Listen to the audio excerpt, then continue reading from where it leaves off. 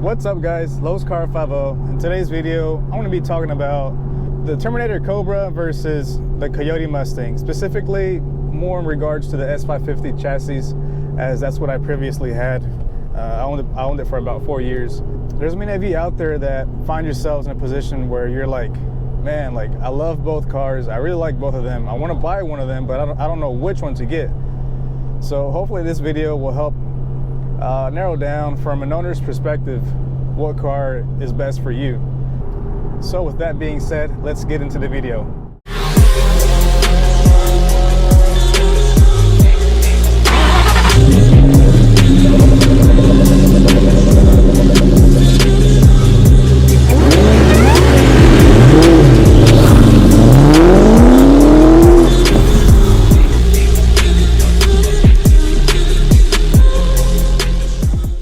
So I want to focus on 5 points.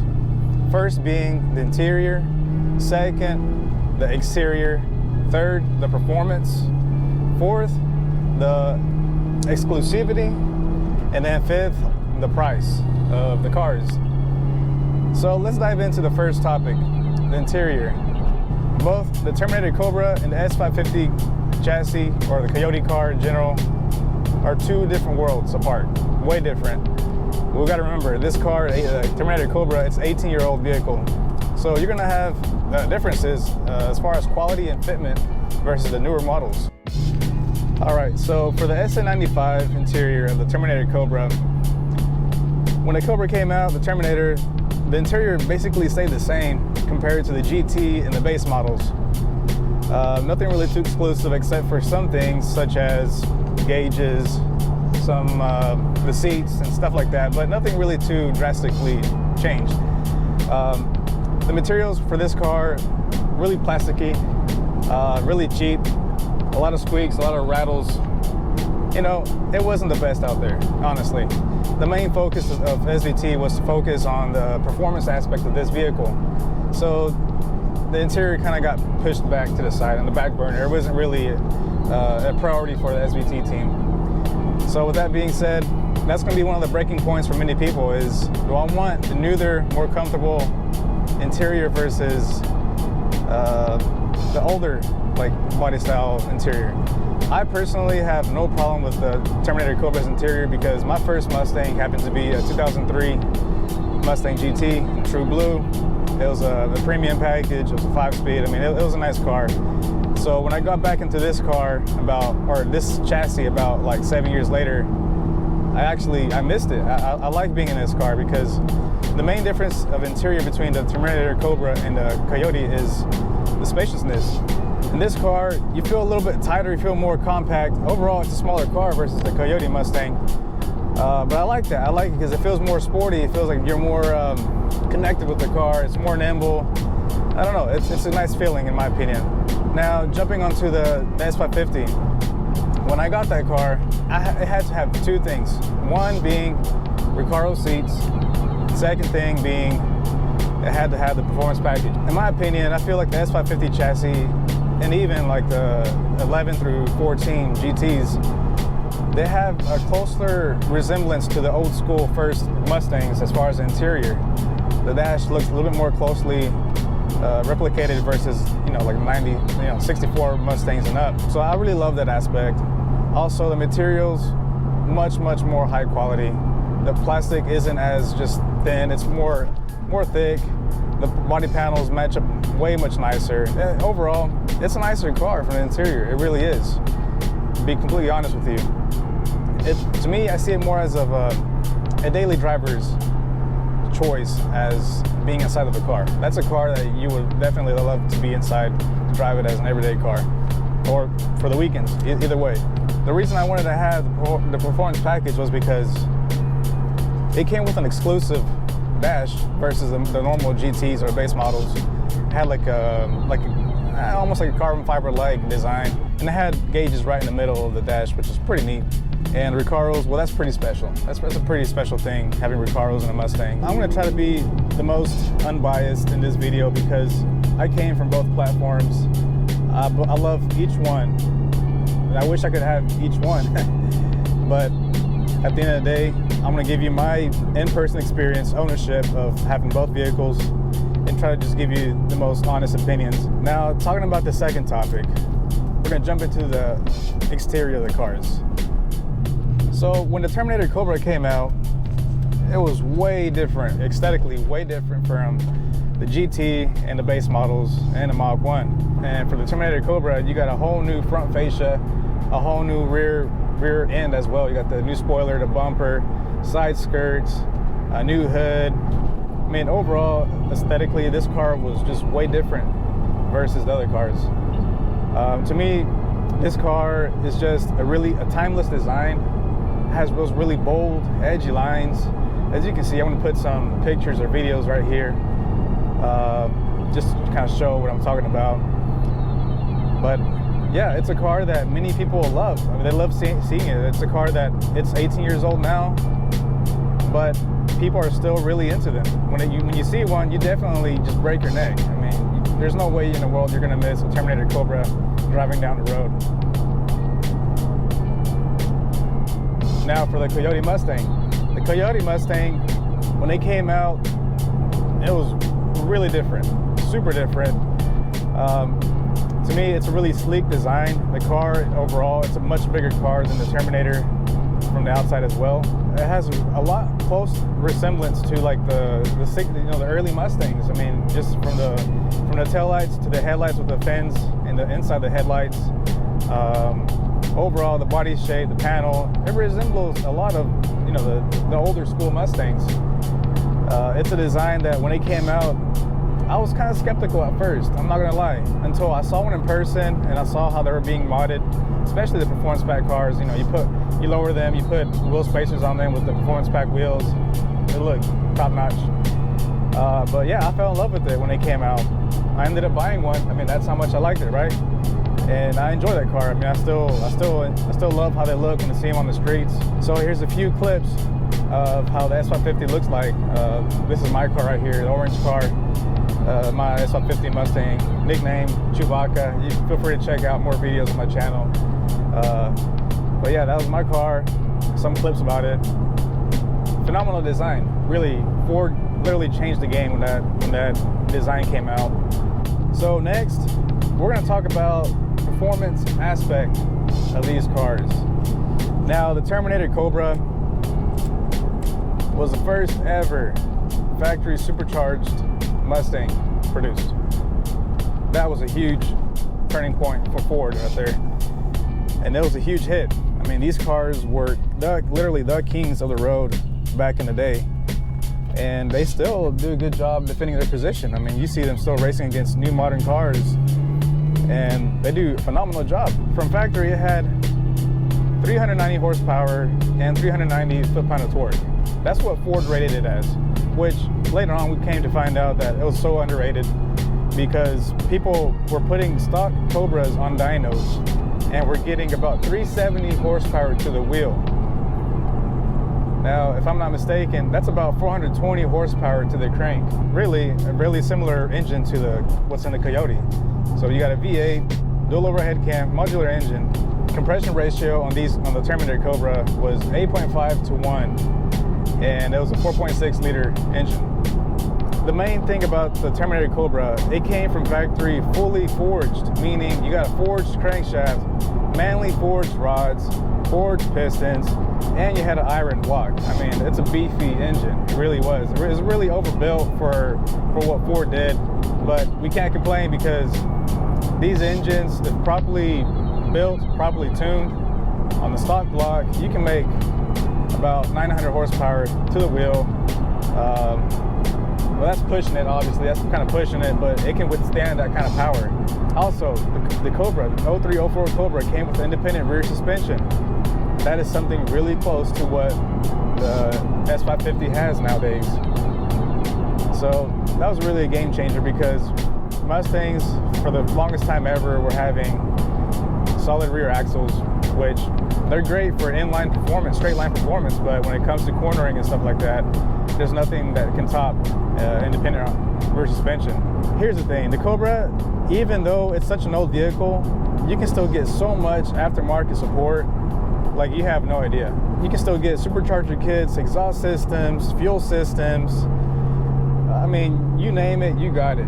You have all the support in the world, which that says a lot. That says how popular these cars are still till this day. In regards to tuning, that's kind of on the downward side of these cars. You can't get as much support tuning these cars as you can with a modern day Coyote car. There's few shops, you know, much less shops that support these cars. Even big names such as like Lund, you know, they don't support these cars anymore because they do require a little bit more work, right? I mean, you gotta install a wideband, and yeah. So the tuning, it's really closely resembled as a Coyote car. Now, you can find your shops where they can do remote tuning and stuff like that. Usually, typically tune it with a SVT device, which is what I have right here in this car. That's what I got my car tuned with. But yeah, it's a little bit harder to find good shops out there that support these cars as far as tuning. That's the downside of these cars. Hey, the good thing is that it's still out there. You just gotta find the right guy, you just gotta do your research. Basically, do your research. I recommend SVTperformance.com. That's where I found my tuner, Kevin Dunn, known as 04 Sleeper. He tuned my car, phenomenal job, great guy, and he does remote tuning. So there's people like him, shops that do similar things throughout the US that can support. You just have to do a lot of research. So with the Terminator Cobra, with a simple, smaller pulley, a tune, cold air intake, you can make some serious power on these cars. Oh, and not to mention, if you port the stock supercharger, I mean, people are making like up to 500 horsepower to the wheel or even more with just those simple modifications. So that's really, really impressive and relatively pretty cheap to do. Now, it will get more expensive the more horsepower you pursue, right? The same goes with any other car. The more horsepower you want to go with, all right, well, you got to dump more money into it, and then you run into the risks of, oh, okay, like now I increase the horsepower, well, now I gotta upgrade my suspension, now I gotta upgrade my fuel system. Common things, right? Now we're gonna talk about the Coyote Mustang. So specifically the Gen 2. From factory, it was rated at 435 horsepower and I believe 400 foot-pound of torque. That's really impressive for a naturally aspirated car. Now the compression ratio for those cars was 11:1. They have a forged crankshaft and they have forged rods as well, but they did not have forged pistons. Gen 2 and especially the Gen 3 engines are really, really tough. I mean, they're known to be able to withstand horsepower up to like 800 to 900 horsepower as well. So it's really, really similar versus the Cobra. Now the Gen 1s, they can only hold about 700 horsepower maximum before, you know, bye-bye to the engine. But nonetheless, really stout engines for being a factory produced block. For the Coyote, it's really known as a really high revving car. I personally loved it. My car was a full bolt-on car. I mean, it could rev, like I said, past 7,500, no problem. And it's all naturally aspirated. I mean, you can get numbers just with a simple intake, headers, tune, you know, cold air intake. I mean, you can easily make about 440 to the wheel on a Gen 2, which is really impressive. Now, Gen 3s, those are completely animals, honestly. I mean, you have that 12:1 compression ratio of 5.0, and if you made it to a 10-speed automatic, it's really hard to keep up with those cars. It truly is. Really impressive. I mean, they've been really hard to beat on the streets. A lot of people have been changing from, like, say, Chevy, Dodge, whatever, to go towards Ford because of that. Because it's just so hard to beat right now. That's what's most popular right now. Now, in regards to aftermarket support, parts, thousands of parts everywhere, literally everywhere. I mean, you can go to any website online, they're gonna support that car no matter what. If you wanna get a Whipple, supercharger, if you wanna get a Pro Charger, whatever, you name it, you got it. I mean, a lot of support, tons of support out there. As far as tuning goes for the Coyote Mustang, there is greater amount of support for these cars versus the Terminator. A lot of it has to do because it's what's popular right now. It's what's current right now, right? So you have all these big companies that For example, when I had my 15 5.0, I was tuned through Lund. I bought an N-Gauge a tuning device, and I got a tune from them already emailed to me the moment I bought the tuner. So the advantage of these things is that you can pretty much, they have so much experience, so much cars with these setups that they already have the tunes vetted. So basically my tune was already just dead on the moment I got it. So that's a huge plus. You don't have to be waiting around to data log and wait, you know, a few days, weeks to pass by until you get your tune fully finalized. No, like these cars, you pretty much get the tune perfect right out the box.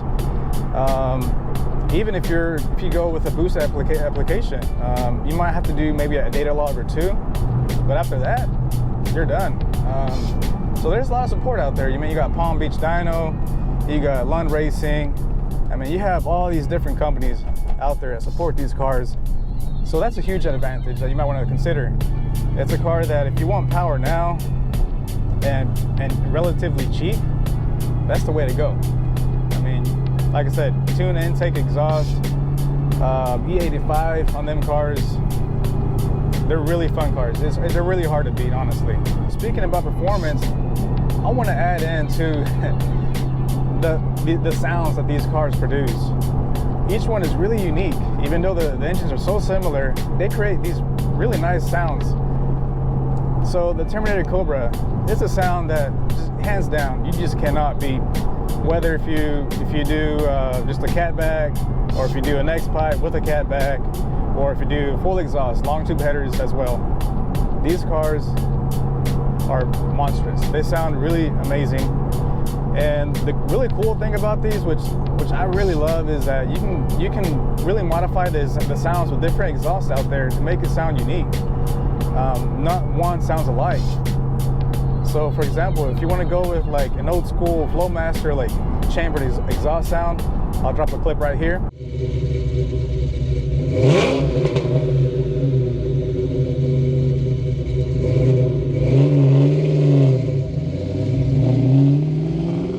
If you want to go with like a more modern day exhaust system sound, put you some Borla Stingers, a Bassani catback, Stainless Works exhaust, something like that, and man, these cars will scream. And they're second to none. You just can't compare them to any other car out there.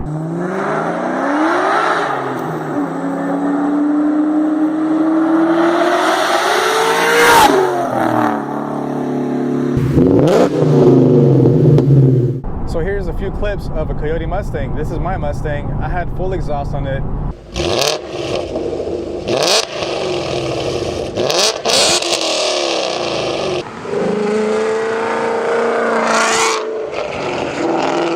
In terms of reliability, it's like any car. If you maintain it correctly, it'll be a reliable car. But the moment you start putting money into these cars, you start modifying them, making them go faster, you're gonna always run into more issues. In terms of the Cobra reliability versus the Coyote Mustang, at this point, I must say that because of how old the Cobra is, the Coyote Mustang is gonna be a bit more reliable of a vehicle for sure. Especially if you keep it NA. I mean, you can beat on those cars and they'll be fine, you know? But yeah, of course, once you start adding boost, you're gonna have chances of breaking parts in either a Cobra or a Coyote Mustang, no matter no matter how you look at it. Now on to the subject of exclusivity. You know, you can't compare the Coyote Mustang versus a Cobra when it comes to this, really. The Terminator Mustang, there was a limited production run for 2 years only. The Coyote Mustang, it started out from 2011 and it's still being produced until this day of 2021. So you have thousands of Coyote cars out there, thousands. I mean, literally in a day, you might, if you're just driving around, you might see 3, 4, 5 of them, depending on where you live. Versus a Cobra, a Terminator Cobra, you really won't see one. You might see one like once every, I don't know, maybe once like every couple months, every couple, or 3, 4, 5 months, unless there's like a big car meet or something like that. These cars have hand-built engines. You even got a little plaque on the engine that has a signature of the people who built these cars. or they built the engine. And if you're a big Mustang enthusiast, you know, it's so hard to not love Terminators. I mean, even you have like diehard JDM people out there, or any other kind of people that are into different cars. They might hate Mustangs, but when it comes to a Terminator Cobra, they will tell you straight up, man, I love these cars. Like, if I were to get a Mustang, this would be the one right here, a Terminator Cobra. So that tells you a lot. So the next thing I want to talk about is the pricing on these cars. The price of these cars are really similar yet different. Now the Cobra has really done a really good job of holding on to its value for so many years now. It's really hard to get into like a well-treated, well-conditioned car for less than $20,000. Now there's cars that I've seen that have low mileage, 30, 40, 50,000 miles on them, and people want about $30,000, north of $30,000 for these cars, and people are buying them. That's the crazy thing. These cars have really increased in value, and the patterns just show that they just continue to increase in value. It's a rare car. It's an enthusiast car, so it drives the price for many reasons on these cars.